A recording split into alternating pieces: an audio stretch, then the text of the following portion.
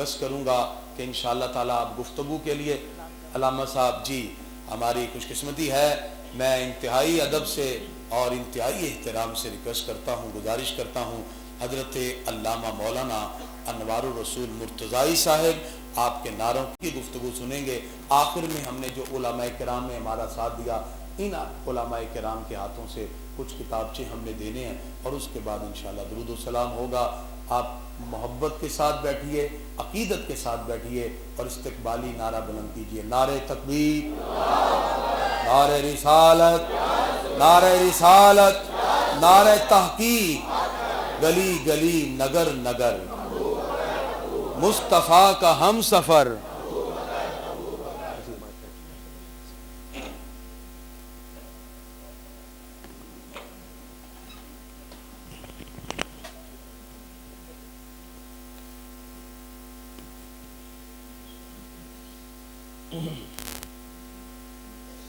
علی اشرف الانبیاء والمرسلین وعلی آلہ واصحابہ اجمعین.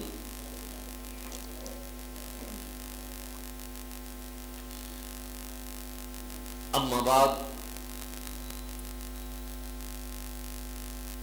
امن تذکر جیران بزی سلمی مزجت دمعا جرام مقلت بدمی ام حبت الریح من تلقاء کاظمت او مد البرق فی الظلماء من ندمی فما لعینیک ان قلت اکف فاہمتا فما لقلبک ان قلت استفق یہنی محمد سید الکونین والثقلین والفریقین من عرب ومن عجمی هو الحبیب الذی ترجى شفاعته لكل حول من الاحوال متهمی فمبلغ العلم فیہ انہ بشر وَأَنَّهُ خَيْرُ خَلْقِ اللَّهِ كُلِّهِمِ سید و سرور محمد نور جاں مہتر و بہتر شفیع مجرماں مہترین و بہترین انبیاء جز محمد نیست در ارض و سما خاند احمد را مزمل زی سبب کہ بیروں از گلی میں بلحرب مرحبا ایسا کیے شیریں لکا مرحبا اے ماوا و ملجائے ما قرۃ العین غلام مرتضی خواجہ نور محمد باصفا. ارباب علم و دانش، علماء ذی وقار، مشایخ اعظام، عشاقان رسول، بڑا ہی بابرکت ماحول ہے اور اسٹیج پر علماء کا جمع غفیر ہے اور میری دائیں طرف بھی پوری لائن علماء پہ مشتمل ہے، بائیں طرف بھی اور سامنے بھی ہمارے سب سے سینئر حضرت علامہ عبدالعزیز ہزاروی صاحب زیدہ مجدہ الکریم تشریف فرما ہیں. تو اتنے علماء کا ایک مجلس میں جمع ہونا، میں یہ سمجھتا ہوں کہ یہ مجلس علماء نظامیہ پاکستان ہی کی برکت ہے. ویسے تو حدیث شریف ہے، سماعت فرمائیں، انتہائی مختصر وقت ہے. ان ابن عباس قال قال رسول اللہ صلی اللہ علیہ وسلم فقیہ واحد اشد علی الشیطان من الف عابد. حضرت ابن عباس حضور کے چچا زاد بھائی فرماتے ہیں کہ آقا علیہ الصلوۃ والسلام نے ارشاد فرمایا کہ ایک فقیہ، ایک عالم دین شیطان پر 1000 عابد سے زیادہ بھاری ہے.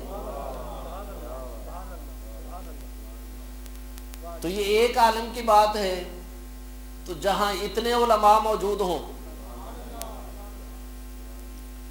اور بھاری ہونے کی وجہ یہ ہے،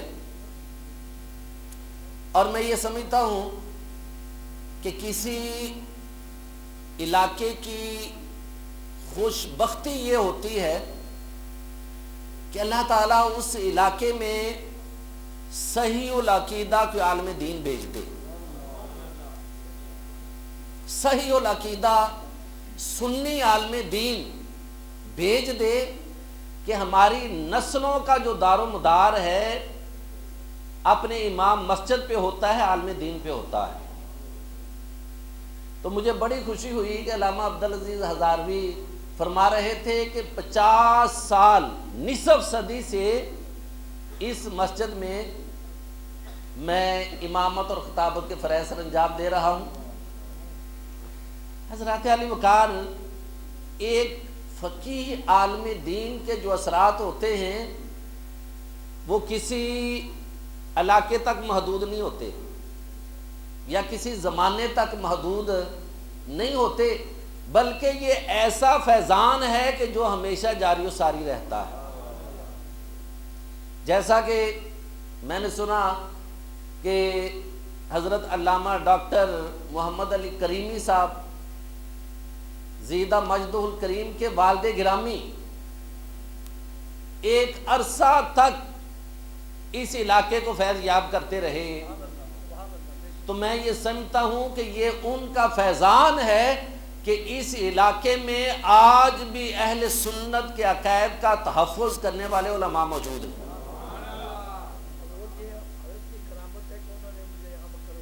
جی، تو میں تو سمجھتا ہوں کہ آپ خود ان کی کرامت ہیں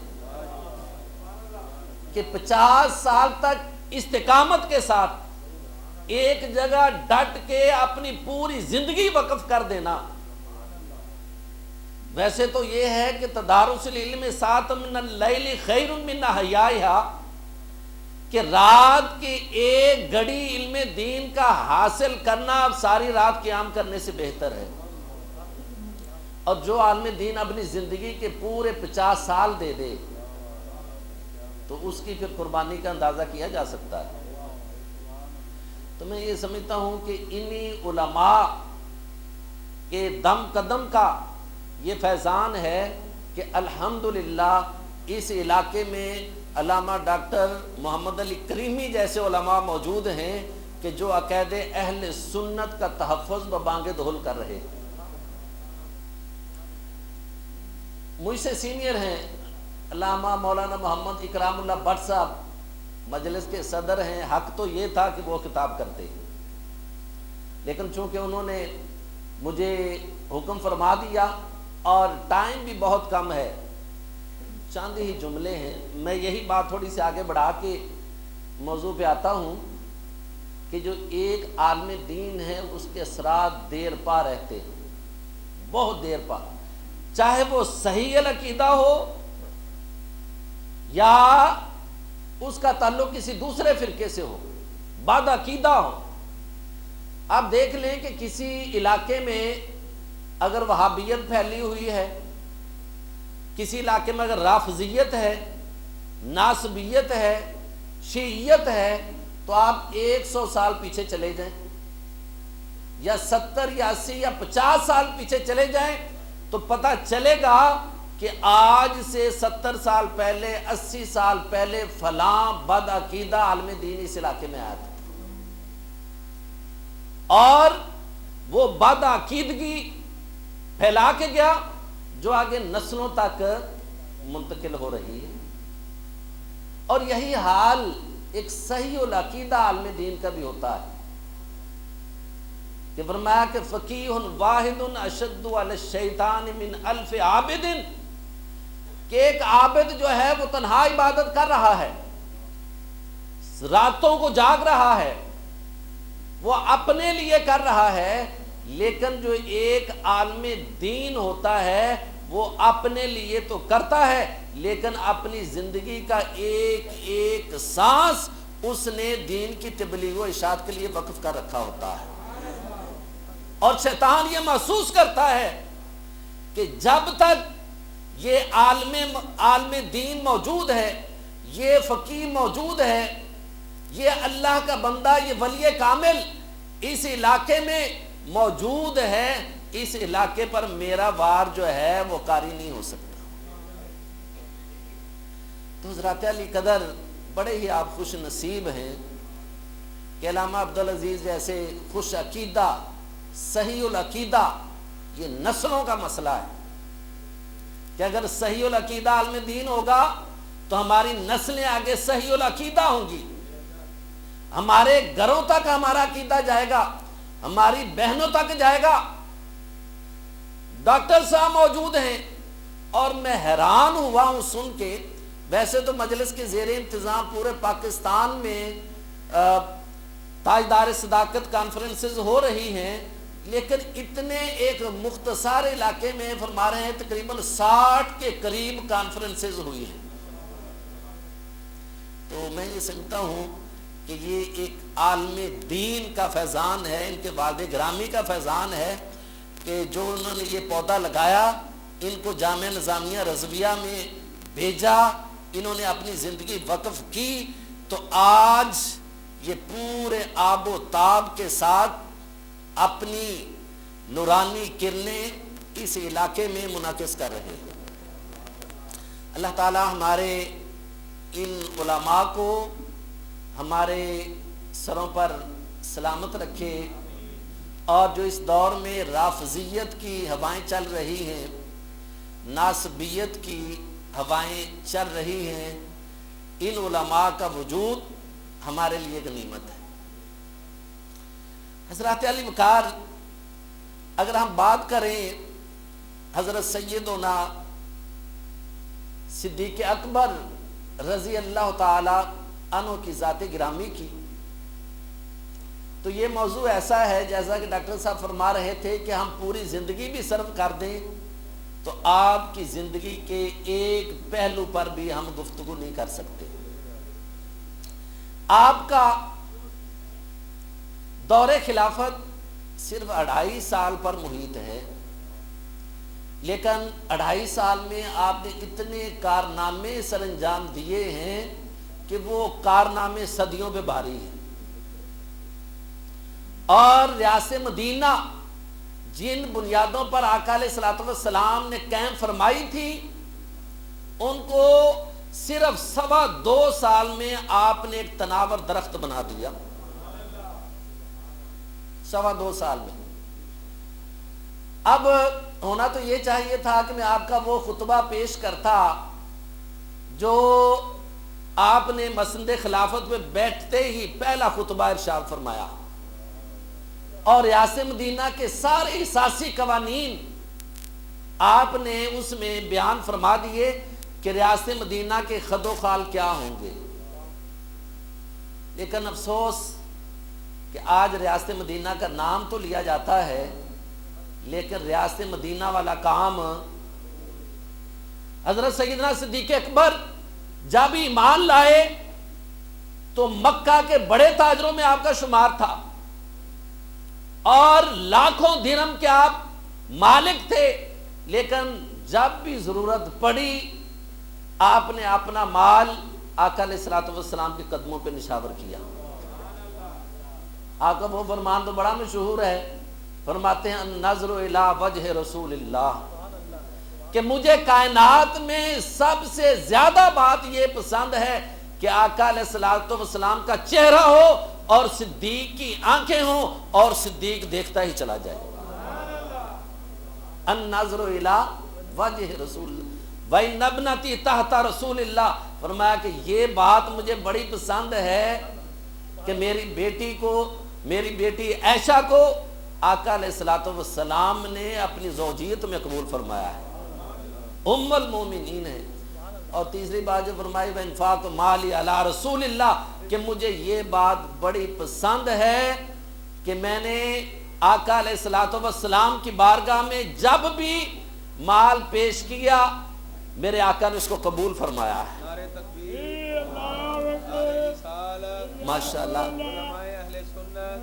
علامہ عبد المصطفیٰ صاحب چشتی دامت برکاتہم العالیہ والقدسیہ تشریف فرما ہوئے، ہم تہ دل سے آتی ہے 40,000 درہم میں، تو حضرت سیدنا صدیق اکبر رضی اللہ تعالیٰ عنہ اپنی گرہ سے وہ 40,000 درہم عطا فرما دیتے۔ یہاں یہ ہوتا ہے کہ جب کوئی حکمران بیٹھتا ہے تو اس کے اثاثے بڑھتے چلے جاتے ہیں، لیکن حضرت سیدنا صدیق اکبر جب مسند خلافت پر بیٹھے تو سلطنت اسلامیہ کی سرحدیں بڑھتی چلی گئیں اور آپ کے اثاثے سکڑتے چلے گئے. آپ لاکھوں درہم کے مالک تھے لیکن اثاثے سکڑتے چلے جاتے ہیں. اور گھر میں یہ عالم ہے کہ اہلیہ کہتی ہیں کہ حضور عید کی آمد ہے، کوئی میٹھے کا انتظام ہونا چاہیے. تو فرمایا کہ جو بیت المال سے آ رہا ہے اسی میں گزارا کرنا ہوگا. اور بیت المال سے کیا آ رہا تھا؟ جب آپ مسجد خلافت پہ بیٹھتے ہیں تو اگلے دن آپ کپڑے کا کاروبار کرتے تھے، چادریں کاندھے پہ ہیں اور آپ بازار کی طرف تشریف لے جا رہے ہیں. اسلامی سلطنت کا حکمران ہے، سارے عساکر اس کے ماتحت ہیں. ابو بکر سیدنا عمر فاروق ملتے ہیں، فرماتے ہیں کہ صدیق کدھر کا ارادہ ہے؟ ہم نے تو تمہارے کاندھوں پر مسلمانوں کی ساری ذمہ داریاں ڈال دی ہیں، حکومت کی ذمہ داریاں ڈال دی ہیں، اور آپ چادریں کاندھے پہ رکھے ہوئے ہیں، کدھر کا ارادہ ہے؟ تو فرمایا کہ اے عمر میرے اہل و عیال بھی تو ہیں، میرا گھر کیسے چلے گا؟ میں بازار جاؤں گا، یہ بیچوں گا اور اپنے اہل خانہ کے لیے بچوں کے لیے کچھ انتظام کروں گا. حضرت عمر فاروق نے آپ کو بازو سے پکڑ لیا اور مسجد میں لے آئے، مجلس شورا کا اجلاس طلب کر لیا. امین الامت عبیدہ ابن جراح آ جاتے ہیں، عثمان غنی آ جاتے ہیں، حیدر کرار آ جاتے ہیں، طلحہ زبیر آ جاتے ہیں. مجلس منعقد ہو جاتی ہے. عمر فاروق کھڑے ہوتے ہیں اور فرماتے ہیں کہ صدیق کے کاندھوں پر ہم نے حکومت کا بار ڈالا ہے، اگر یہ اپنے بال بچوں کے لیے روزی کمانے چلے جائیں گے تو حکومت کیسے چلے گی؟ ان کا وظیفہ مقرر کیا جائے.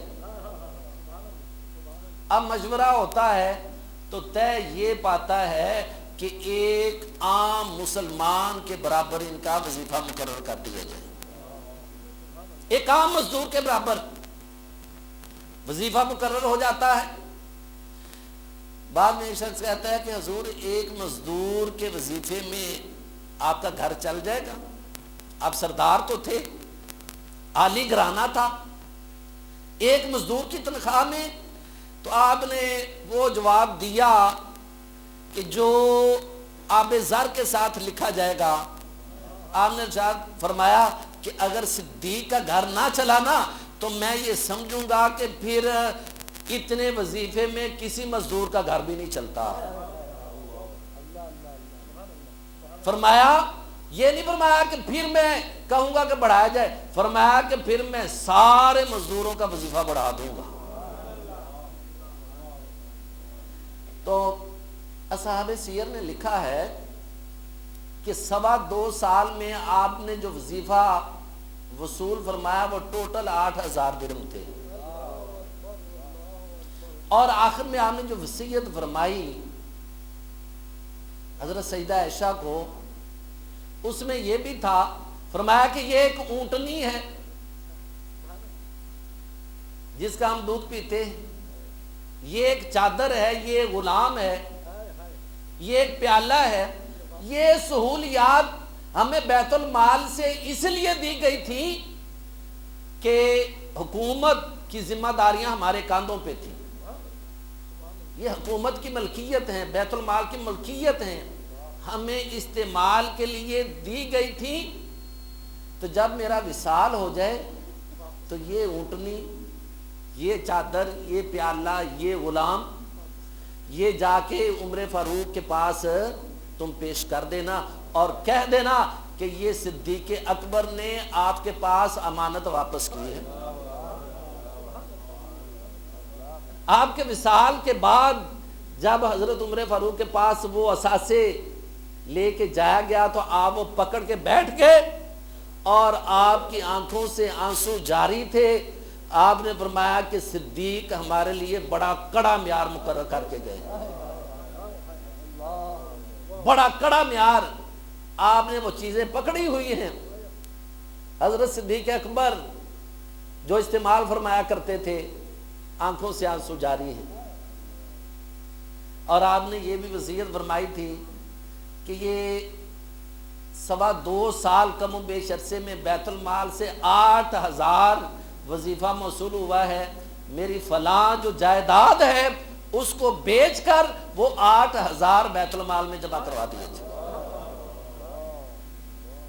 یہ ہے ریاست مدینہ، یہ ہے ریاست مدینہ کے حکمران، اور یہ ہے وہ ان کے قدموں کے حسین نشان کہ جو ریاست مدینہ تک جاتے ہیں۔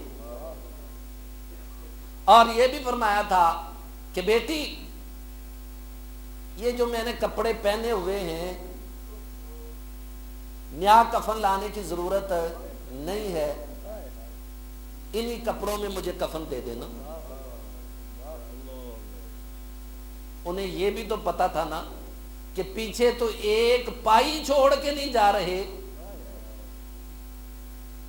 خلیفۃ الرسول ہیں، اسلامی سلطنت کے سربراہ ہیں، تو پتا تھا کہ پیچھے تو ایک پائی نہیں چھوڑ کے جا رہے، کفن کہاں سے آئے گا؟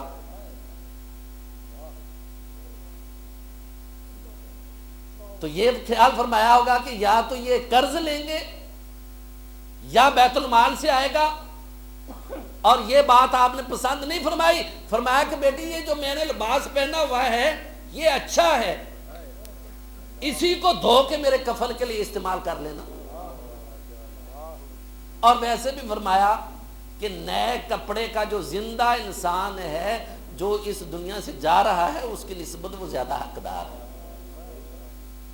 اس سے کوئی فرق نہیں پڑتا کہ میں پرانے کفن میں دفن کر دیا جاؤں یا نئے کفن میں مجھے دفن کیا جائے، بیٹی اسی کفن میں۔ تو ریاست مدینہ کے جو حکمران ہیں وہ اپنا یہ اسوہ چھوڑ کے گئے، اور پھر جو وصیت فرمائی وہ شاہ کے لیے تو فرمایا کہ جب مجھے غسل دے چکو، کفن ہو چکے اور جنازہ پڑھ چکو، تو پھر چارپائی جا کے آقا علیہ الصلوۃ والسلام کے مزار اقدس کے سامنے رکھ دینا اور کہنا کہ یا رسول اللہ آپ کا صدیق حاضر ہے۔ جنازہ لے جایا گیا، حضرت سیدنا عمر فاروق نے فرمایا کہ یا رسول اللہ آپ کے صدیق کو ہم لے آئے ہیں۔ دروازہ خود بخود کھل جاتا ہے اور آقا علیہ الصلوۃ والسلام کے مزار اقدس سے آواز آ رہی ہے، ادخل الحبیب الی الحبیب، ادخل الحبیب الی الحبیب، کہ لوگو میرے صدیق کو جلدی لے آؤ، میرے صدیق کو جلدی لے آؤ، محبوب کو محبوب کے ساتھ جلد ملا دو۔ اور یہ بھی روایتیں ملتی ہیں کہ جب آقا علیہ الصلوۃ والسلام کے پہلو میں آپ کو دفن کیا جا رہا تھا، آپ کو لحد میں اتارا جا رہا تھا، تو آقا علیہ الصلوۃ والسلام نے اپنے دونوں دستے مبارک نکال کے صدیق کو آگے سے اپنے ساتھ لگا لیا۔ تو حضرات گرامی، ریاست مدینہ کا نام لینا آسان ہے، کام بہت مشکل ہے۔ تو وہ صدیق جو عرب کے بڑے مشہور تاجر تھے، اسلامی حکومت کے سربراہ بنتے ہیں، جب جاتے ہیں تو ان کے یہ اثاثے کتنے ہیں؟ 0۔ کتنے ہیں جی؟ اثاثے 0۔ اور اب جو حکمران ہیں 400 کنال کے گھروں میں بھی رہتے ہیں اور نعرے بھی لگاتے ہیں ریاست مدینہ کے۔ حضرات علی قدر